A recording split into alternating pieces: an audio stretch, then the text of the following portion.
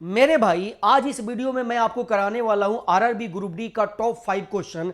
ऐसे सवाल मैंने लिए हैं 2022 के, जिन सवालों को करने में आपको थोड़ी सी दिक्कत होती है, तकलीफ होती है, वैसे ही क्लास में इस क्वेश्चन डाले गए हैं। तो चलिए हम लोग फटाफट से अपने क्वेश्चन की शुरुआत करते हैं। एक एक सवाल बहुत इंपॉर्टेंट है, रेलवे में पूछे गए हैं और ऐसे ही सवाल आपके पेपर में पूछे भी जाएंगे। और इन्हीं सवालों को जो बच्चे कर लेते हैं वो मेरिट में आ जाते हैं, और जो इन सवालों को नहीं कर पाते हैं पेपर में वो मेरिट से बाहर हो जाते हैं। तो वैसे ही सवालों को मैंने आज की क्लास में रखा हुआ है। तो चलिए हम लोग आते हैं आज के पहले सवाल पे। दिया गया है क्वेश्चन में कि 12 एक नाव धारा की विपरीत दिशा में 12.6 किलोमीटर जाने में 21 मिनट का समय लेती है, और शांत जल में नाव की चाल धारा की चाल का अनुपात दिया गया है।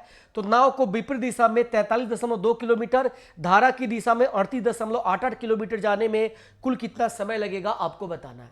तो सबसे पहले एक रेशियो यहां पे दिया गया है 7 और 2 का। ये 7 क्या है मेरे भाई? तो आप बोलिएगा सर ये नाव की चाल यानी 7x, और ये 2 क्या है? तो धारा की चाल यानी वाटर की चाल, ये हो गया 2x हो गया। यानी ये किलोमीटर पर आवर में हमने माना कि ये नाव की चाल अगर 7x किलोमीटर पर आवर है तो वाटर की चाल कितनी है मेरे भाई? 2x किलोमीटर पर आवर है। अब क्वेश्चन में दिया गया है कि धारा की विपरीत दिशा में इतना दूरी तय करने में इतना समय लगता है। तो धारा के विपरीत दिशा में नाव की जो गति होती है, चाल होती है, उस चाल को हम क्या कहते हैं?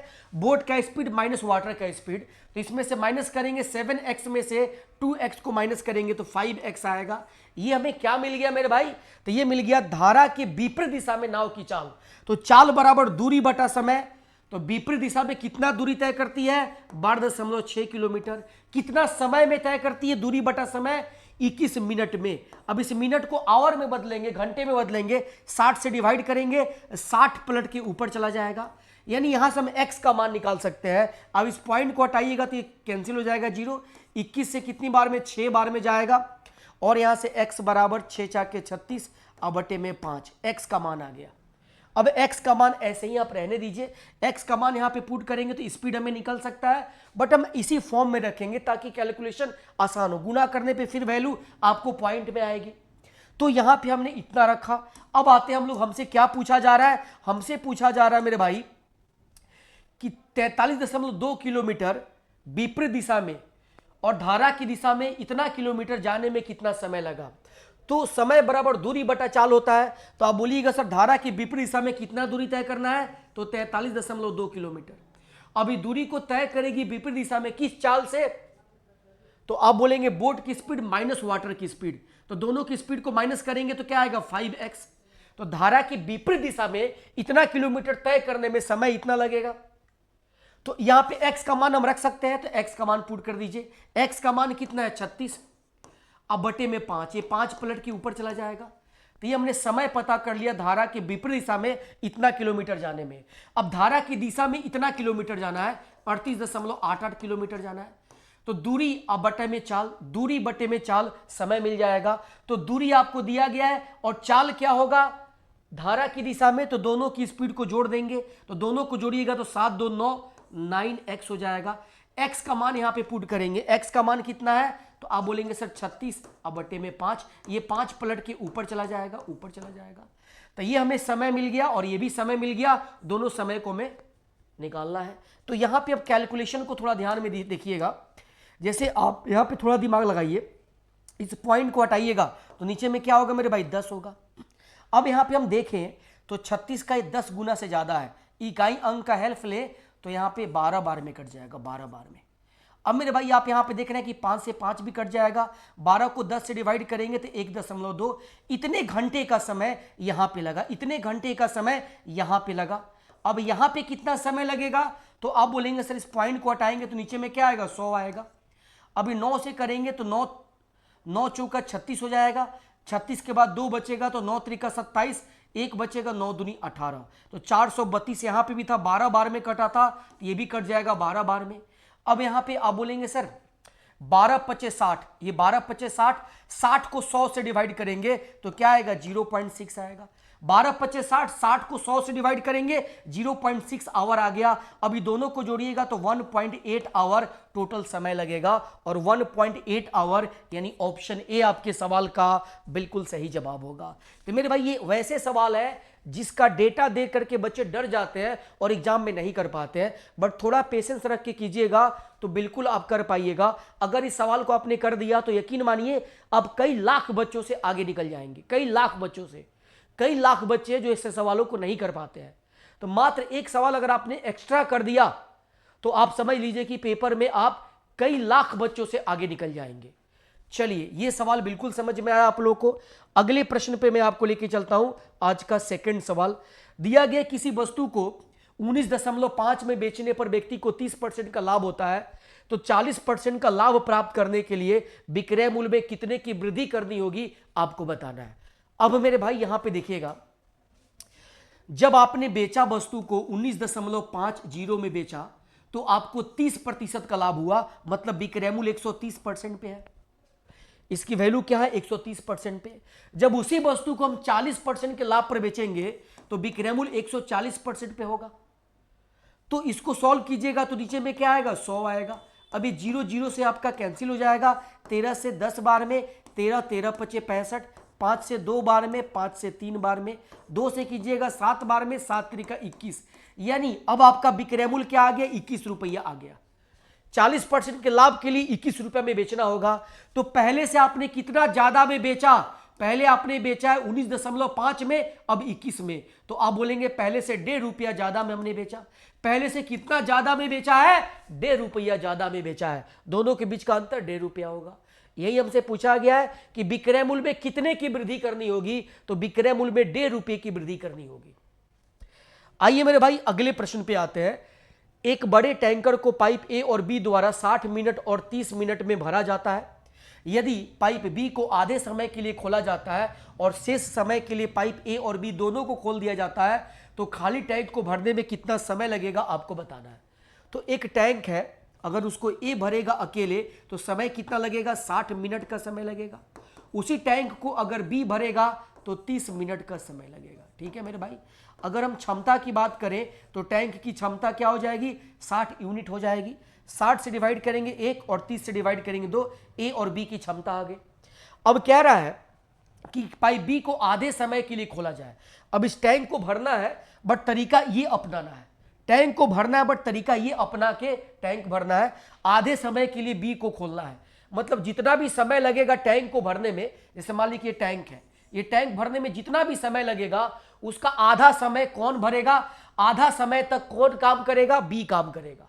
जैसे मान लीजिए 10 घंटा टैंक भरने में लगा तो 5 घंटे तक हमने बी को चलाया है, आधा समय का मतलब यही हुआ। तो हमने माना कि टैंक को भरने में x घंटे का समय लगता है, या x मिनट में दिया गया है तो x मिनट का समय लगता है।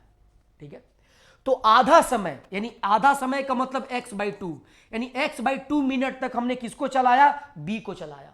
तो x/2 मिनट तक बी ने कितना पानी भरा होगा, तो आप बोलेंगे बी की क्षमता कितनी है 2 है, तो इस समय में बी की क्षमता से गुना कर देंगे तो हमें पता चल गया बी ने इतना पानी भरा होगा। बी ने कितना पानी भरा होगा, इतना यूनिट टैंक में पानी भर दिया होगा। तो आधा समय में बी इतना पानी भरेगा। अब बाकी का जो आधा समय बचा x/2 हमारा निकल गया, तो बाकी का x/2 बचा। अब इस बाकी के आधे समय में, बाकी के शेष समय में हमने ए और बी को चला दिया है साथ में, ए और बी को। तो ए और बी दोनों साथ में मिलकर काम करेंगे तो इनकी क्षमता कितनी है 2 1 3 है, तो इसमें 3 से गुना करेंगे, इसमें 3 से गुना करेंगे। तो बाकी आधे समय में ए और बी दोनों ने मिलकर इतना पानी भरा। अब दोनों पानी को ऐड कर दिया जाए, दोनों जगह के पानी को ऐड कर दिया जाए तो टोटल टंकी की क्षमता कितनी है 60, तो 60 के बराबर होना चाहिए। ये 2 से 2 कटेगा, यहाँ पे एल यहाँ पे x प्लस 3x/2, ये 2 जाएगा तो 2x और 3x 5x, अब बाई 2 हो जाएगा, अब बराबर में 60। ये 5 से कीजिएगा 12 बार में जाएगा, x बराबर 12 दूनी 24, 24 मिनट का समय लगेगा। कितने मिनट का समय लगेगा पूरा टंकी भरने में, 24 मिनट का समय लगेगा। ऑप्शन ए आपके सवाल का सही जवाब होगा। तो मेरे भाई क्या ये सवाल सभी को क्लियर है? ये वैसे सवाल हैं जैसे नॉर्मली बच्चे एग्जाम में नहीं कर पाते हैं। अगर आप ऐसे सवालों को पेपर में करते हैं, इट मीन्स आप कई सारे बच्चों से, कई लाख बच्चों से आप बहुत आगे निकल जाएंगे। मेरिट में आने की संभावना बनती है जब ऐसे प्रश्न आप पेपर में टच करते हैं। तो चलिए मेरे दोस्त अगले प्रश्न पे आते हैं, इसका जवाब दें। ये ज्योमेट्री का सवाल है, ये ज्योमेट्री का सवाल है, इसका जवाब दीजिए। आप बोलेंगे sir A B C D के समानांतर है, थोड़ा सा मैं इसको ऊपर कर देता हूं, ठीक है। अब ये ए बी सी डी के समानांतर है, ये आपको दिया गया है, ठीक है। यहां पे क्या दिया गया मेरे भाई, ए बी सी डी के समानांतर है। तो चलिए यहां पे हम देखेंगे, कि ए बी और सी डी के समानांतर है। तो पहले हम यहां पे थोड़ा बढ़िया से डायग्राम बना देते हैं, डायग्राम थोड़ा बढ़िया से ले लेते हैं हम लोग इसको थोड़ा सा, हाँ चलिए। ये एक ए बी रेखा हो गई और ये एक मेरे भाई ए बी और सी डी रेखा हो गई, ठीक है। अब ये दो रेखा, एक तिर्यक रेखा पी क्यू है, एक तिर्यक रेखा पी क्यू ले लीजिए, ले लिया हमने। अब क्वेश्चन में कह रहा है कि ये ए बी जो है, ए बी और ये मेरे भाई सी डी जो है, ए बी और सी डी दो रेखा है। अब यहाँ पे क्वेश्चन में दिया गया है ए बी और सी डी की हम बात करते हैं, तो यहाँ पे सी डी यहाँ पे ऐसे कर लीजिए, कोई दिक्कत नहीं है। तो ए बी और सी डी दो रेखा है, एक तिर्यक रेखा पी क्यू है, ये पी और ये क्यू हो गया। अब क्वेश्चन में कह रहा है कि ए बी और सी डी को ई और एफ पे कट करता है, पी क्यू रेखा ए बी को ई पे कट करता है और सी डी को एफ पे कट करता है, ये पी क्यू रेखा तिर्यक रेखा। फिर क्वेश्चन में दिया गया है कि यदि पी ई बी ये वाला एंगल अगर 78 डिग्री है, 78 डिग्री है और ए बी सी डी के बीच जी ऐसा एक बिंदु है, ए बी और सी डी के बीच जी ऐसा एक बिंदु है कि बी ई और जी, मतलब जी कुछ इधर होगा, तो बी ई जी मिलके कितना एंगल है मेरे भाई, तो ये 18 डिग्री दिया गया, 18 डिग्री दिया गया है। ये आपका कौन सा पॉइंट होगा, ये जी पॉइंट होगा। बी ई जी कितना दिया गया, 18 डिग्री दिया गया है। तो आपसे पूछा जा रहा है जी ई एफ और ई ये वाला एंगल, अगर ये वाला एंगल 30 डिग्री दिया गया है तो पूछा जा रहा है ई जी एफ क्या होगा, ई जी और एफ ये वाला एंगल क्या होगा, आपको बताना है मेरे भाई। आप इसका जवाब दीजिए। अब देखिए ये सवाल कई बार क्या होता है, इस तरह का डायग्राम दे के पूछता है तो उस समय सवाल बड़ा आसान हो जाता है, लेकिन जब डायग्राम पढ़ के बनाना होता है तो कई बच्चे नहीं बना पाते हैं। अगर आप पढ़ के डायग्राम को फॉर्म कर ले रहे हैं, इट मीन्स कि आप बहुत सारे बच्चों से आगे हैं। तो ये सवाल आसान भी है, लेकिन डायग्राम नहीं दिया गया है, तो कई बच्चे हैं जिन्हें पढ़ के डायग्राम बनाने में बहुत प्रॉब्लम होती है। तो चलिए मेरे भाई यहां पे हमें निकालना है क्या, ये वाला एंगल। अगर थोड़ा सा दिमाग लगाया जाए, इस ट्रायंगल को देखा जाए, इस ट्रायंगल को, तो इस ट्रायंगल में मेरे भाई इस भुजा को हम आगे बढ़ाएंगे तो ये वाला कोण क्या कहलाएगा, बाह्य कोण कहलाएगा, एक्सटीरियर एंगल। और ये एंगल किसके बराबर है, तो इन दोनों को जोड़ेंगे तो इसके बराबर है। इन दोनों को जोड़िएगा तो कितना होगा, तो आप बोलेंगे 8 8 16 यानी 96 डिग्री होगा, 96 डिग्री। यानी ये पूरा एंगल किसके बराबर है मेरे भाई, तो 96 डिग्री के बराबर है ये पूरा एंगल। 78 और 18 को हमने जोड़ दिया तो पूरा एंगल मिल गया। तो आप बोलेंगे सर इस त्रिभुज में इस भुजा को आगे बढ़ाया तो एक्सटीरियर एंगल, बाह्य कोण, ये बाह्य कोण किसके बराबर होगा, तो त्रिभुज के दो कोणों के सम के बराबर, इसके और इसके सम के बराबर। इसको और इसको जोड़ेंगे तो हमें 96 मिलेगा, तो 96 में से 30 को माइनस करेंगे तो ये वाला एंगल क्या मिलेगा, 66 डिग्री मिलेगा। तो जो एंगल हमसे पूछा गया है ई जी एफ ये कितना होगा, 66 डिग्री होगा। ऑप्शन बी आपका जवाब होगा। बाकी कई तरीके हमारे पास है इस सवाल को करने का। हम चाहे तो ये वाला कॉन्सेप्ट ना यूज करके ऑल्टरनेट एंगल या क्रॉसपॉन्डिंग एंगल का कॉन्सेप्ट यूज करके भी हम बना सकते हैं, अपोजिट वर्टिकल एंगल का भी कॉन्सेप्ट यूज कर सकते हैं, कई सारा कॉन्सेप्ट यूज कर सकते हैं। चलिए मेरे भाई अगले प्रश्न पे आते हैं, इसका जवाब दीजिए। आज का आपके पास 5 क्वेश्चन यानी 5वां सवाल आपके सामने है, इसका जवाब दीजिए। इस प्रश्न का जवाब आप क्या देंगे, मैं थोड़ा सा इसे यहां पे जो है आपके लिए थोड़ा सा हम इसे ऊपर कर लेते हैं। चलिए मेरे भाई ये आपके सामने है, ये आज का 5 नंबर सवाल है। ये कौन सा सवाल है मेरे भाई, आज का 5 नंबर सवाल है। यहां पे नंबर आप 5 कर सकते हैं, 5 कर सकते हैं। चलिए मेरे दोस्त इस प्रश्न को बनाइए, इसका जवाब क्या होगा। पाइप पी एक टंकी के 3/4 भाग को 18 घंटे में भरता है, क्यू उसी टंकी के 3/5 भाग को 12 घंटे में भरता है। पी और क्यू 4 घंटे खुला रखे जाते हैं, फिर दोनों बंद कर दिए जाते हैं और अकेले आर को खोला गया और उसने 5.5 घंटे में टंकी में भरे पानी को निकाल करके उसे खाली कर दिया। PQR एक साथ मिलकर खाली टंकी को कितना समय में भरेंगे आपको बताना है। ये भी सवाल बड़ा प्यारा सवाल है। सबसे पहले जो डेटा दिया गया, यहाँ पे आते हैं P के पास में, P पूरा टंकी कितना देर में भरेगा, तो आप बोलेंगे सर इस रेशियो वैल्यू को हम क्या करेंगे, गुना कर देंगे पलट के। 3/4 है तो 4/3 से गुना करेंगे।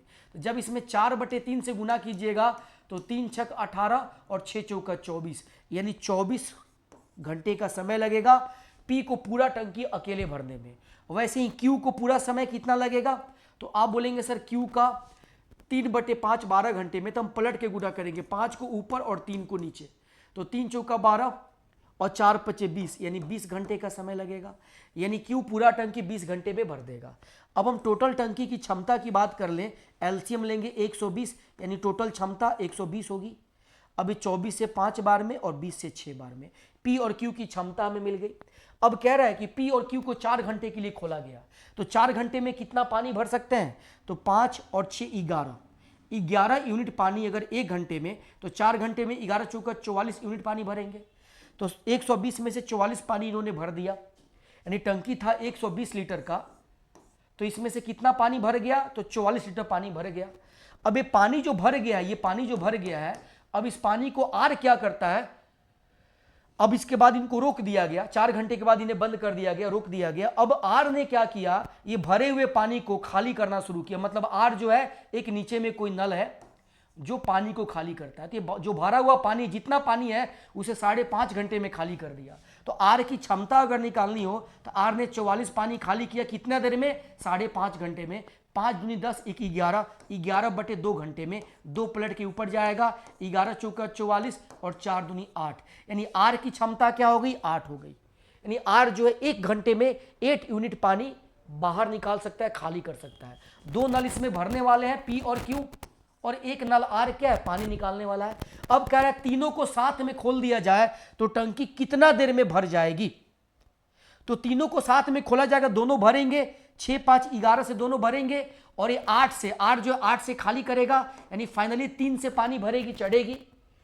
1 घंटे में 3 से पानी ऊपर चढ़ेगी। तो इस पूरे टंकी को भरने में टाइम कितना लगेगा, वर्क अपॉन में यहाँ पे 3 से डिवाइड करेंगे, तीनों की क्षमता क्या है, 3 है, तो 3 से डिवाइड करेंगे 40 घंटे का समय लगेगा। यानी जवाब क्या होगा, ऑप्शन सी होगा। तो मेरे भाई अगर ये क्लास अच्छा लगा हो तो आप कमेंट करके बताइएगा। इसी तरह से आप बोलेंगे तो मैं 5-5 क्वेश्चन करके, जैसे कि आपने यहाँ पे देखा होगा कि मैं यहाँ पे एक शिफ्ट का क्वेश्चन जो निचोड़ है, जैसे आरआरबी ग्रुप डी में एक शिफ्ट का जो पेपर हुआ है उसमें जो 5 क्वेश्चन टॉप के हैं उनको मैंने आपको यहाँ पे कराया। तो आप बोलेंगे तो हर जितने भी पेपर हुए ग्रुप डी के उसमें जो टॉप 5 क्वेश्चन होंगे सारे शिफ्ट के मैं एक एक करके करा दूंगा। सेशन अच्छा लगा हो तो कमेंट बॉक्स में कमेंट करके जरूर बताइएगा। फिर मिलेंगे अगले वीडियो में। जय हिंद।